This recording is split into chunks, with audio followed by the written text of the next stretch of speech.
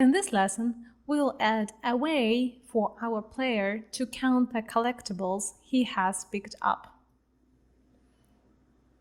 All right, let's move this coin a little bit so that he needs to jump to get it. Let's go ahead and add a text which will display how many coins a user has picked up. To do that, go to Hierarchy, click on Create, UI, Text. UI means User Interface.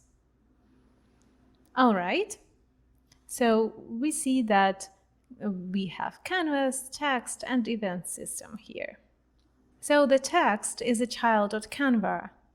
But where is the text? We have the text, new text. We don't see it.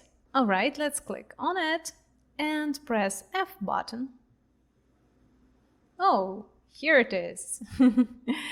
All right, let's change the view a little bit. All right, where is our swordman? He is here. Okay, the text is here. And that's okay. We don't need to move it in our scene. It will be appear, don't worry. Let's click on the text and change it to, for example, count. Let's change its color to red. And we can also change the font size. Let it be 20.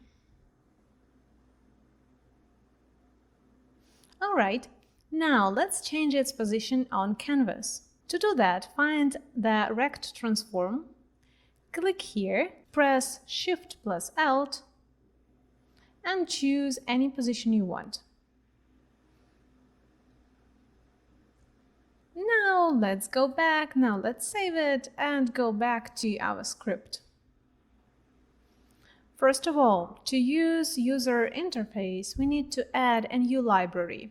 And I hope you remember that all libraries that we have up here. So let's add a new library using Unity engine.ui.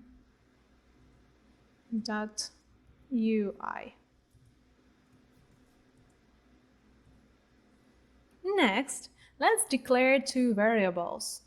One counts coins, another is the text. Private int, the type is int, the name is count. This variable will be counting our coins, and another variable, let's make it private also, but use serialize field. All right, so private serialized field, type is text, and the name is count text. Pay attention, the text type is from UI library, so if you don't use this library, this type doesn't exist. Okay, now inside the start function, we start with no coins, so count is equal to 0, and the text appears. Our text has count text name dot text.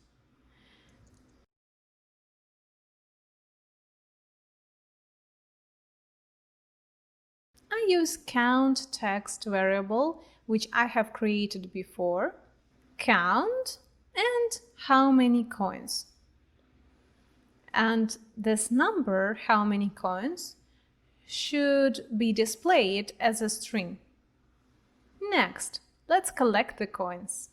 Inside this function where we have our checking, we add the logic for coins and for the text, which displays their number. I told you that you need to use this curly brackets if you have more than one line here. And it's even better to use them all the time. So we do it inside our if, and if the tag is coin, the object should be destroyed, and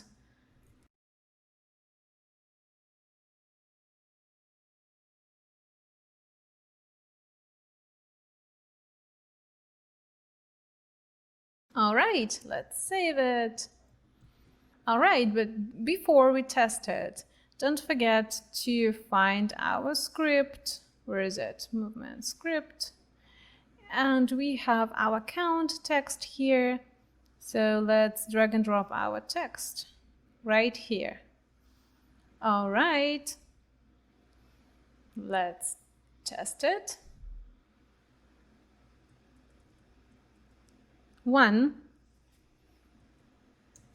2, 3, hey, hey.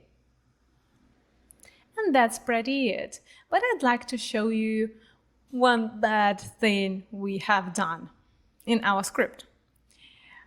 Here we are using the same code twice. Take a look. Here and here.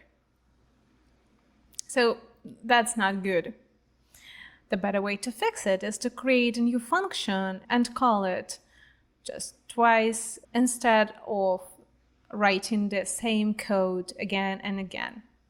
The next thing that you can do is to take your camera and put it on your character. So now the camera is following our character. For example, let's make it bigger. You see, the camera is following him. Good. This is the simplest way to follow your character by the camera. All right, it works just the way it has to.